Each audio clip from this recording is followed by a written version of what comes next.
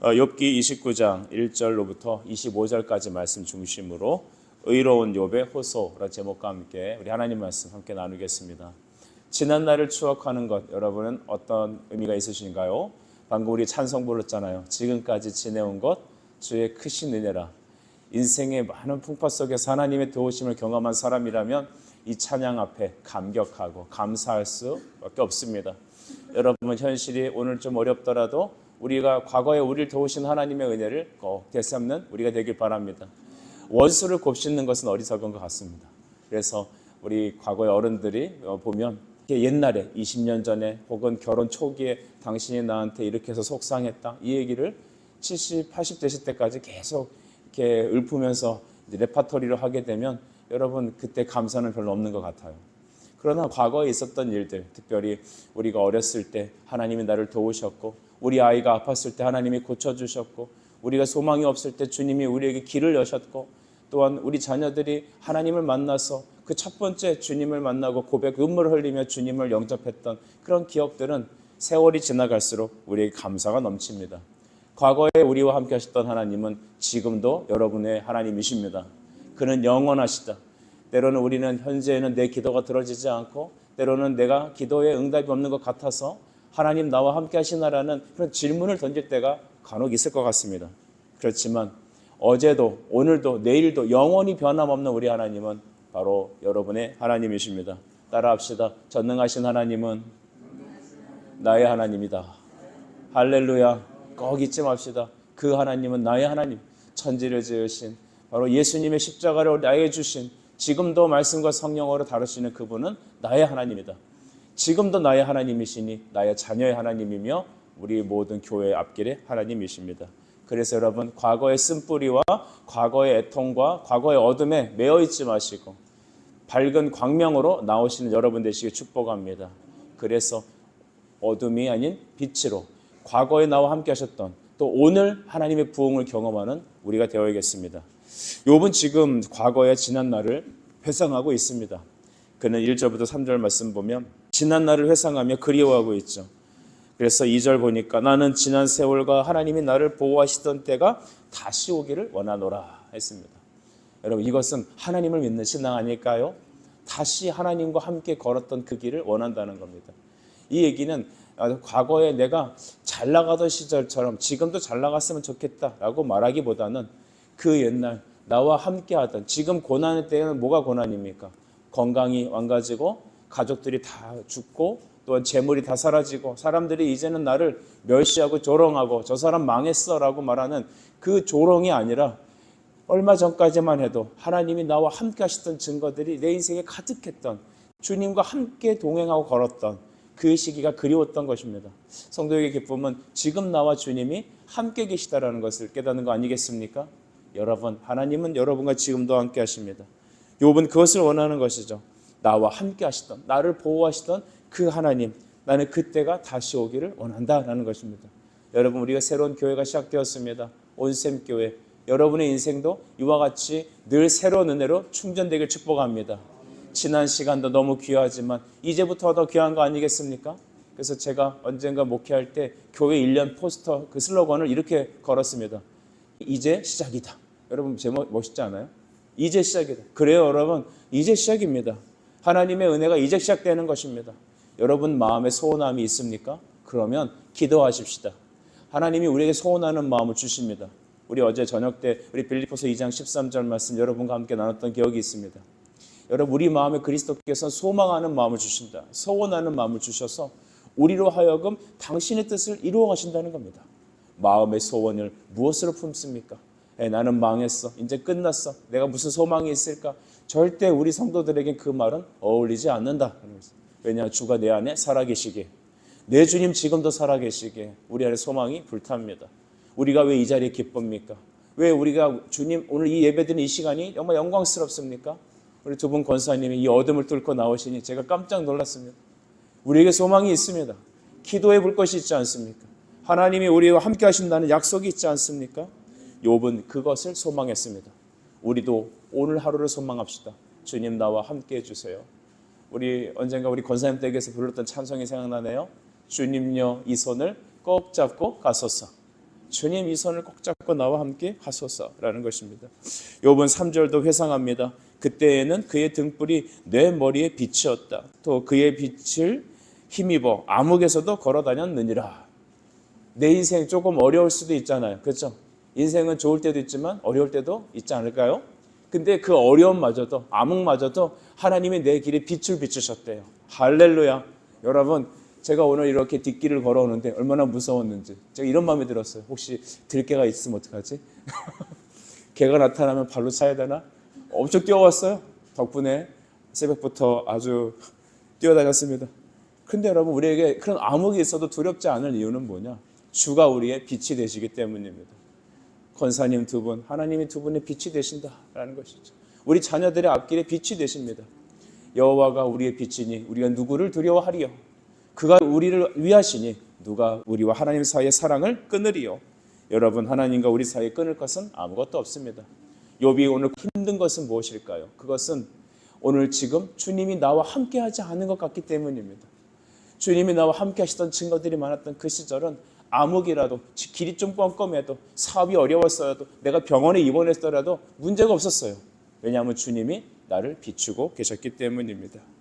과거에 그는 얼마나 행복하게 살았는가. 7절 말씀 보면 그때에는 옛날 얘기하죠. 그때에는 내가 나가서 성문에 이르기도 하고 내 자리를 거리에 마련하기도 하였다라는 겁니다. 그가 성에서 아주 존경받는 인물이었던 것이죠. 그러니까 성문에 자리를 마련했다는 것은 재판장이 됐다는 겁니다. 사람들이 송사를 위해서 이렇게 나오면 당시에 그 마을에 커다란 어른, 존경받는 어른 한 분이 딱 이렇게 문턱에 앉아 있으면 그 앞에 나와서 존경을 표하기도 하고 안부를 묻기도 하고 그에게 재판을 받았던 것입니다. 내가 나가면 성문에 이르면 사람들이 인사하고 또한 사람들이 고관 관리들도 내가 말하면 내 앞에서는 말을 조심하고 그만큼 욥은 높은 자리에 있었습니다. 그 자리에 이르게 하신 이는 누구이십니까? 하나님이십니다.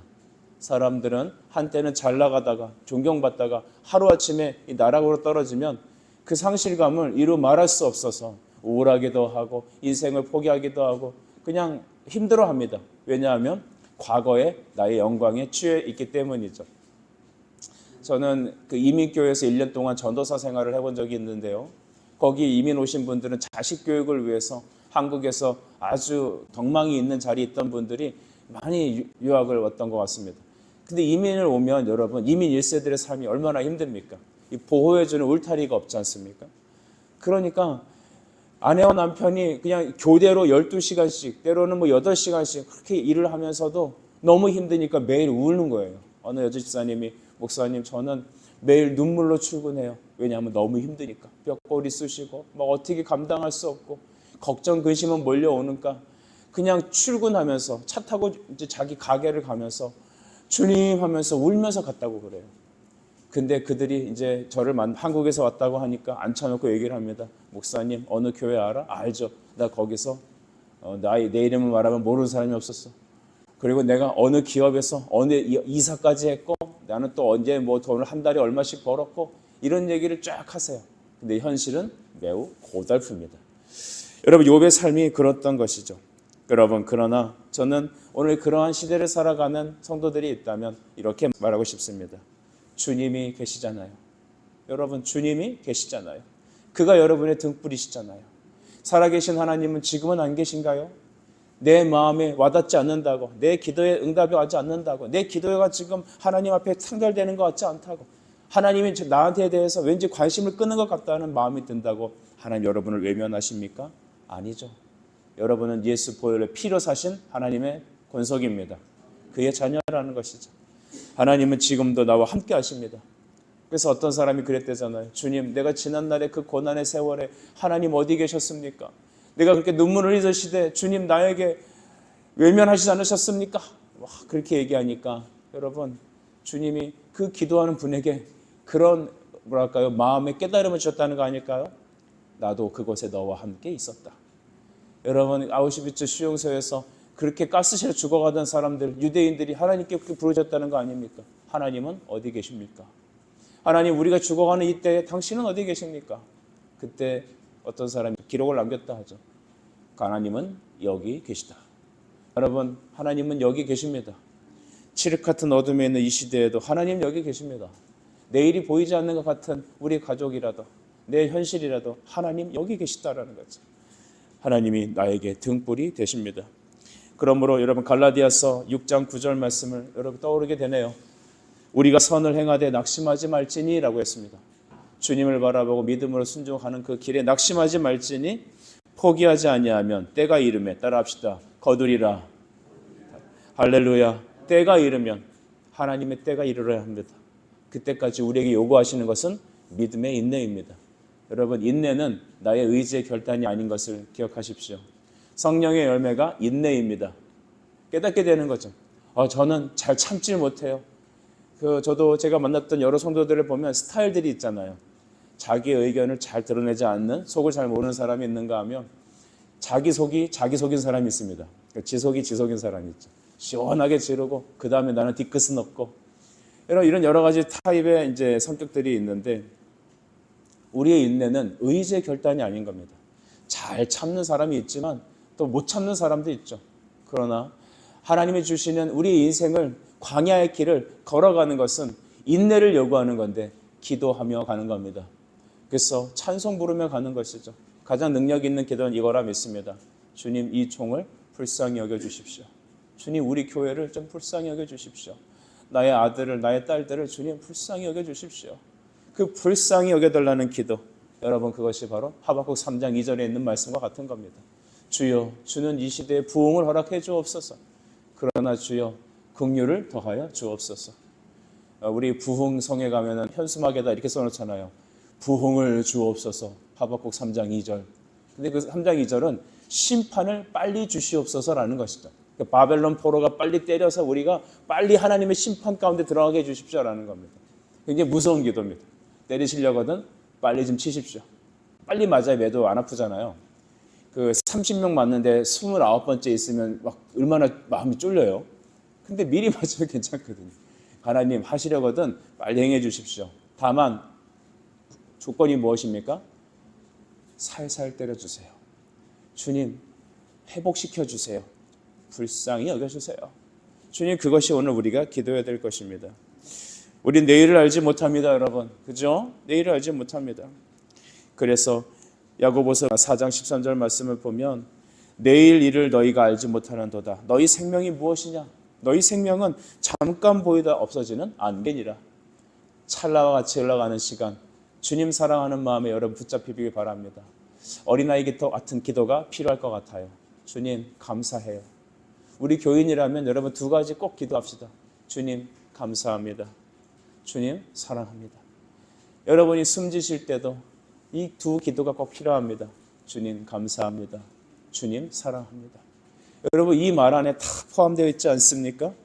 인생 무상이라고 여기지 마시고 주님이 계셨기에 여러분 의미 있는 것입니다. 오늘 하루를 목회하고 끝날지라도 주님이 빛을 비추시니 오늘이 빛나는 것입니다.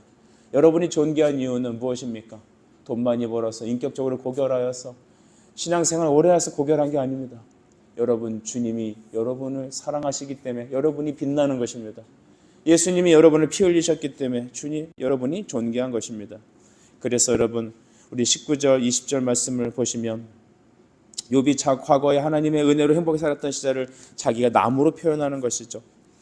19절 보면 내 뿌리는 물로 뻗어나가고 이슬이 내 가지에서 밤을 지내고 갈 것이며 내 영광은 내게 새로워지고 내 손이 내 화살로 끊이지 않았노라. 아멘. 내 뿌리는 물로 뻗어나가고 이슬이 내 가지에 밤을 세울 것이다. 그러니까 자기 자신을 나무로 표현하는 거예요. 이게 얼마나 신앙의 표현입니까? 내가 심겨졌기 때문에 그 뿌리로부터 물을 길어 올렸다. 그러니까 나 스스로 혼자 에너지가 있어서 내가 스스로 열심히 해서 내가 만들어낸 인생이 아니라고 말하는 겁니다. 뿌리가 있으니 물을 끌어올릴 수 있다는 것이죠. 즉 그리스도와 하나 되었기 때문에 하나님이 주시는 복의 은혜가 내게 있었기 때문에 나는 그 주님이 주시는 은혜로 뿌리에서 물을 길어 올릴 수 있었다. 여러분이 집사님들도 봅니다. 학창시절에 어렵게 공부하셨고 또한 어렵게 인생을 사셨고 또 열심히 과거에 모든 일들을 감당하셨다고 합니다. 참으로 지금까지 여러분이 있는 모습을 보면 하나님의 은혜가 아니고선 해결될 수 있는 점이 하나도 없지 않습니까? 하나님이 좋은 직장을 보내셨고요. 하나님이 좋은 사람을 만나게 하셨고요. 우리 자녀들로 하여금 좋은 사위들을 만나게 하셨고, 또한 가장 영광스러운 건 나의 귀한 자녀들을 만나게 하셨습니다. 이거 하나님의 은혜 아닙니까? 그들이 건강하지 않습니까? 그들이 지금 예수를 믿고 있지 않습니까? 우리와 함께 있지 않습니까? 다 하나님의 은혜였습니다. 욥은 내가 뿌리로부터 물을 끌어올렸다는 것입니다. 이슬이 내 가지에서 밤을 어떻게 했다고 합니까? 지내고 갈 것이라고 했습니다. 나는 나무였다. 하나님이 나에게 뿌리로 하여금 내가 하나님을 의지하며 살아갈 때 내 영혼이 잘 되겠다라는 것이었습니다. 그래서 우리도 오늘 이렇게 고백합시다. 요한 3서 1장 2절 말씀입니다. 사랑하는 자여, 내 영혼이 잘 됨과 같이 내가 범사에 잘 되고 강건하기를 내가 강건하노라. 아멘. 내가 간구하노라. 사랑하는 자여, 여러분 사랑받는 자인 줄 믿으시기 바랍니다. 예수님의 뿌리에 딱 붙어있는 사람들이, 우리는 주님이 주시는 것으로 뿌리에 물을 끌어올렸던 사람입니다. 그러니 이제 세상에 잘못된 과거의 어떤 것들에 우리가 뿌리를 내리지 마시고, 저는 이걸 젊은 요이들의 용어로 표현하자면 거기다 빨대를 꽂지 마시고 하나님의 은혜의 빨대를 꽂으십시오. 은혜의 뿌리를 내리십시다. 주님을 바라보십시다. 그 미국의 신학의 특징이 뭔가 봤더니 긍정의 신학이에요. 긍정의 신학. 그러니까 잘못된 것은 다 버리고 잘 된다고 여기는 거죠. 그러니까 아침마다 출근할 때 거울을 보고 나는 할 수 있어. 이번 달에 나는 얼마의 성과를 낼 것이다. 나는 핸섬하다. 나는 박력 있다. 자신 있다. 아자아자 화이팅 이렇게 외치며 밖을 나간다는 것이죠. 뭐 거울을 보면서 너는 안 될 거야. 왜 그러고 사냐 인간아. 이렇게 얘기하는 것보다는 거울을 보면서 너는 잘 될 거야. 차라리 이렇게 하는 게 낫겠죠. 그러나 긍정의 신학은 하나님의 신학을 말하면 안 됩니다. 하나님이 우리를 비춰주시기에 내 영혼은 평안하다. 여러분, 하나님이 긍정입니다. 여러분, 하나님께 우리가 빨대를 꽂으십시다. 그리고 우리 영혼을 향해서 말할 때 절대 여러분 저주하지 말고, 우리 자녀들에게 화풀이하지 말고 어떻게 될까요? 사랑하는 자여, 내 영혼이 잘 될 것이다. 내가 범사에 잘 될 것이다. 너는 강건할 것이다. 왜냐? 우리는 뿌리를 그리스도에게 내렸기 때문입니다. 오늘 말씀을 정리하죠. 여러분, 우리는 미쁨이 없을지라도 주님은 항상 미쁘시고 자기를 부인하실 수 없습니다. 하나님은 그의 말씀을 반드시 실현하십니다. 여러분 믿으십니까? 그의 말은 반드시 이루어지십니다. 그러니 하나님은 미쁘시니 신실하시니 변화가 없으시고 언제나 산과 같이 그 자리에 계신 그분이시니 우리가 그에게 나아가 우리의 죄를 고해하고 하나님 앞에 우리가 자신을 맡길 때, 하나님의 긍휼을 구할 때 우리는 나무의 뿌리를 그리스도께 내려서 그로부터 샘물을 끌어올립시다. 여호와의 말씀은 무엇입니까? 예레미야 29장 11절. 여호와의 말씀이니라 너희를 향한 나의 생각을 하나니 평안이요 재앙이 아니니라. 너희에게 미래와 희망을 주는 것이니라. 우리의 미래와 희망은 천국입니다. 그리스도의 보혈의 은혜로 기뻐하는 것입니다. 오늘 여러분에게 하나님께서 암흑을 걸어 다녀도 기뻐할 것은 주님이 여러분의 등불이 되시기 때문입니다. 같이 우리 기도하시죠. 하나님 아버지, 은혜를 감사합니다. 욥은 고난 속에서도 지난 시간 나와 함께 만드셨던 하나님의 은혜를 기리고 감사하며 추구하였습니다. 어두운 밤길을 걸어 다닐 때도 내가 기뻤던 것은 주님이 내 머리에 등불이 되셨기 때문이다 라고 고백했습니다. 하나님, 주님이 우리에게 미래와 희망을 주신다 하셨으니 감사합니다. 오늘을 주의 손 붙잡고 긍휼을 구하며 승리하며 걷게 하시고 우리의 뿌리는 절망과 쓴뿌리가 아닌 생명의 말씀으로 그리스도께 뻗어나가 주가 주시는 생명과 은혜를 받아 누리는 이 하루가 되어질 수 있도록 사랑의 주님 역사해 주시옵소서. 예수 그리스도 이름으로 기도드리옵나이다. 아멘.